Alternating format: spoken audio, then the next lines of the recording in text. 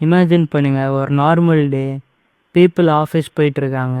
Banks நார்மலாக work பண்ணிகிட்ருக்கு. Stock markets வழக்கம் போல் மேலேயும் கீழேயும் மூவ் ஆகிட்டுருக்கு. ஆனால் யாருக்கு தெரியும், கொஞ்சம் மாதத்துக்குள்ளே some of the biggest financial institution இந்த வேர்ல்டு கொலாப்ஸ் ஆகுது. ஸ்டாக் மார்க்கெட்ஸ் கிராஷ் ஆகுது. Millions of people job lose பண்ணுறாங்க. வேர்ல்டு எக்கனாமி ஷாக் ஆகுது. ஆனால் ஷாக்கிங் பார்ட் என்ன தெரியுமா? இந்த மேசிவான கிரைசிஸ் ஸ்டார்ட் ஆனது ஒரு சிம்பிளான ஹவுஸ் லோன்லேருந்து. இன்றைக்கி நம்ம பார்க்க போகிறோம் 2008 ஃபைனான்ஷியல் கிரைசிஸ்.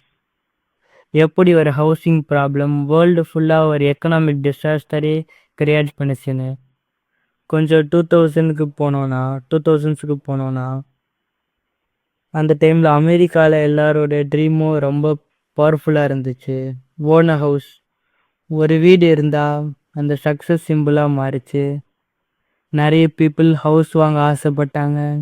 ஆனால் எல்லாருக்கிட்டேயும் ஃபுல்லாக காசு இல்லை. அதனால் பேங்க்ஸுக்கிட்ட லோன் எடுத்தாங்க. Initially system was simple. Bank check பண்ணும், இன்கம் இருக்கா, லோன் ரீபே பண்ண முடியுமா, கிரெடிட் ஹிஸ்ட்ரி எப்படி இருக்கும், அப்புறம் லோன் அப்ரூவ் பண்ணுவோம். ஆனால் கொஞ்சம் கொஞ்சமாக இந்த சிஸ்டம் சேஞ்ச் ஆக ஆரம்பிச்சிது. பேங்க்ஸுக்கு ஒரு சிம்பிள் பிஸ்னஸ் மாடல் இருக்குது. லோன் கொடுத்தா இன்ட்ரெஸ்ட் வரும், இன்ட்ரெஸ்ட்னா ப்ராஃபிட். அதனால் banks more and more loans கொடுக்க ஆரம்பித்தாங்க. காம்படிஷன் இன்க்ரீஸ் ஆச்சு. ஒரு பேங்க் மட்டும் இல்லை, நிறைய ஃபைனான்ஷியல் இன்ஸ்டிடியூஷன் சேம் டைரெக்ஷனில் போச்சு. ப்ராப்ளம் என்னென்னா, மோர் லோன்ஸ் கொடுக்கணும்னு ஆசைப்பட்ட பேங்க்ஸ் ரிஸ்க்கை இக்னோர் பண்ண ஆரம்பித்தாங்க. இன்கம் வீக்காக இருக்க பீப்புளுக்கும் லோன்ஸ் கொடுக்க ஆரம்பித்தாங்க. ப்ராப்பராக ரீ பண்ண சான்ஸ் கம்மியாக இருந்தாலும் லோன் அப்ரூவ் ஆச்சு. இந்த ரிஸ்கியான லோன்ஸ் தான் சப்ப்ரைம் மார்ட்டேஜஸ். அப்போது எல்லாமே நல்லா போயிட்டு இருந்த மாதிரி தெரிஞ்சுது. ஹவுஸ் ப்ரைஸஸ் இன்க்ரீஸ் ஆகிட்டே இருந்துச்சு. மக்கள் happy, banks happy, builders happy, இன்வெஸ்டர்ஸும் ஹாப்பி. எல்லாரும் ஒரு விஷயத்த நம்பினாங்க, ஹவுஸ் ப்ரைஸஸ் எப்போவுமே இன்க்ரீஸ் ஆகிட்டே தான் இருக்கும். ஆனால் மார்க்கெட்டில் ஒரு பேசிக் ரூல் இருக்குது, nothing goes up forever. இப்போது இங்கே தான் பிக்கஸ்ட் ட்விஸ்ட். பேங்க்ஸ் இந்த லோனை அவங்கக்கிட்ட மட்டும்தான் வச்சு ஆஃப் ஹவுஸ் லோன்ஸை கலெக்ட் பண்ணி அதை இன்வெஸ்ட்மெண்ட் ப்ராடக்ட்ஸ் மாதிரி க்ரியேட் பண்ணாங்க. அதுக்கு பேர் மார்ட்டேஜ் பேக்டு செக்யூரிட்டிஸ். இந்த ப்ராடக்ட்ஸை இன்வெஸ்டர்ஸ் வேர்ல்டு வைடாக வாங்க ஆரம்பித்தாங்க. வெளியில் பார்த்தா இது சேஃப் இன்வெஸ்ட்மெண்ட் மாதிரி தெரிஞ்சது. பிஹைண்ட் இட் ஹவுசஸ் இருக்குன்னு நம்பினாங்க. ஆனால் ப்ராப்ளம் என்னென்னா, ரிஸ்க் டிஸப்பியர் ஆகலை. அது ஃபைனான்ஷியல் சிஸ்டமில் ஸ்ப்ரெட் ஆகிட்டே இருந்துச்சு. கொஞ்சம் இயர்த்தில் ஸ்மூத்தாக போச்சு. ஹவுஸ் ப்ரைஸஸ் மேலே போச்சு. பீப்புள் மோர் லோன்ஸ் எடுத்தாங்க. பேங்க்ஸ் மோர் மணி ஏர்ன் பண்ணாங்க. இன்வெஸ்டர்ஸ் நிறைய ப்ராஃபிட் சம்பாதிச்சாங்க. ஆனால் ஒரு பபுள் க்ரியேட் ஆகிட்டே இருந்துச்சு. பபுள்னா ரியாலிட்டி எக்ஸ்பெக்டேஷன்ஸ் ரொம்ப அதிகமாக இருந்துச்சுன்னா பபுள் வெடிக்கும். ரியாலிட்டி விட எக்ஸ்பெக்டேஷன்ஸ் ரொம்ப அதிகமாக இருந்துச்சு. People asset value for ever increase ஆகும்னு நம்பும்போது டேஞ்சர் ஸ்டார்ட் ஆகும். அப்புறம் ஒரு பாயிண்ட்டுக்கு வந்துச்சு, ஹவுஸ் ப்ரைஸஸ் இன்க்ரீஸ் ஆகிறது ஸ்லோவாச்சு. அப்புறம் கொஞ்சம் கொஞ்சமாக அந்த ப்ரைஸஸ்லாம் ஃபாலோ ஆக ஆரம்பிச்சிது. இப்போ ப்ராப்ளம், நிறைய பாரோவர்ஸ் லோன் ரீபே பண்ண முடியாமல் டிஃபால்ட் பண்ணாங்க. அவங்களே கிட்டத்தட்ட திவால் ஆகிட்டாங்க. பேங்க்ஸ் ஹவுசஸ் சீஸ் பண்ணாங்க. ஆனால் மார்க்கெட் ஆல்ரெடி நிறைய ஹவுசஸில் இருந்தது. சப்ளை அதிகம், ஆனால் டிமாண்ட் கம்மி. ஹவுஸ் ப்ரைஸஸ் இன்னும் ஃபால் ஆச்சு. இப்போ பேங்க்ஸுக்கு ரியல் ப்ராப்ளம் தெரிஞ்சுது. அவங்க வச்சிருந்த இன்வெஸ்ட்மெண்ட்ஸ் ரிஸ்கின்னு புரிஞ்சுது. ஆனால் அவங்க புரியறதுக்கு வெளியே அவங்களோட பில்லியன்ஸ் ஆஃப் டாலர்ஸ் காத்தோட காற்ற கலந்துடுச்சு. ஃபைனான்ஷியல் இன்ஸ்டிடியூஷன் ஒருத்தர் மேலே ஒருத்தர் ட்ரஸ்ட் லூஸ் பண்ண ஆரம்பித்தாங்க. பேங்க்ஸ் லோன்ஸ் கொடுக்க பயந்தாங்க. ஏன்னா யார்கிட்ட எவ்வளோ பேட் அசெட்ஸ் இருக்குன்னு அவங்களுக்கு தெரியல. ஃபைனான்ஷியல் சிஸ்டமோட ஃபவுண்டேஷன் என்ன? ட்ரஸ்ட் உடஞ்சா சிஸ்டம் ஷேக் ஆகும். செப்டம்பர் 2008 ஒரு ஷாக்கிங் நியூஸ் வந்தது. லீமன் பிரதர்ஸ்னு ஒரு கம்பெனி இருக்காங்க.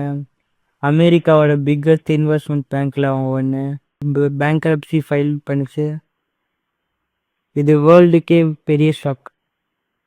பீப்புள் யோசிக்க ஆரம்பித்தாங்க, எவ்வளோ பெரிய பேங்க் இது கொலாப்ஸ் ஆகுதுன்னா அடுத்தது யாரு? ஃபியர் ஸ்ப்ரெட் ஆச்சு. இன்வெஸ்டர்ஸ் ஷேர்ஸ் செல் பண்ண ஆரம்பித்தாங்க. ஸ்டாக் மார்க்கெட்ஸ் வேர்ல்டு வைடாக கிராஷ் ஆச்சு. இந்த கிரைசிஸோட டேமேஜ் ரொம்ப பெருசு.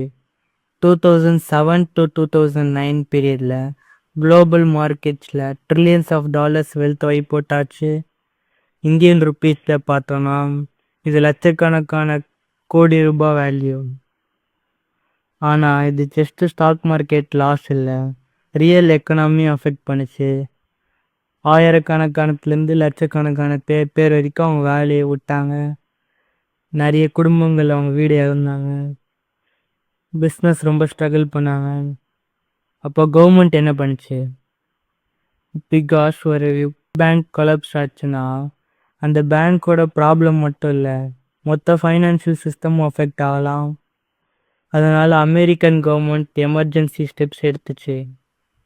டார்ப்புன்னு ஒன்று இருக்குது, ட்ரபிள்டு அசட் ரிலீஃப் ப்ரோக்ராம்னு ஒரு பெயிலவுட் ப்ரோக்ராம்.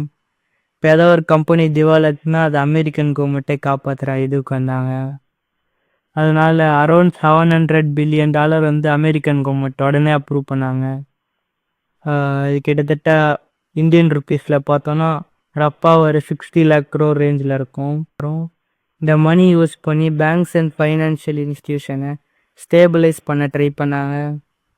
ஆனால் இதில் ஒரு பெரிய டிபேட் இருந்துச்சு.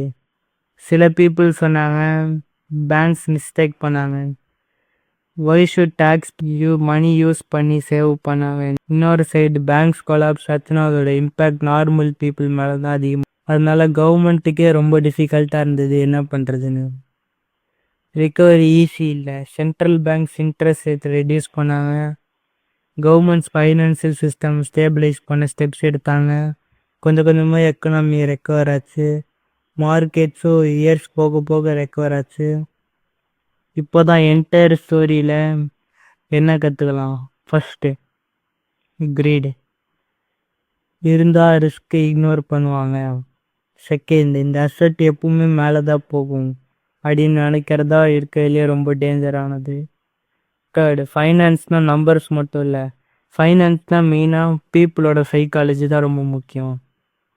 மார்க்கெட்டை மூவ் பண்ணுறது மெயினாக மோஸ்ட்டாக ஹியூமன்ஸ் தான். Fear, greet,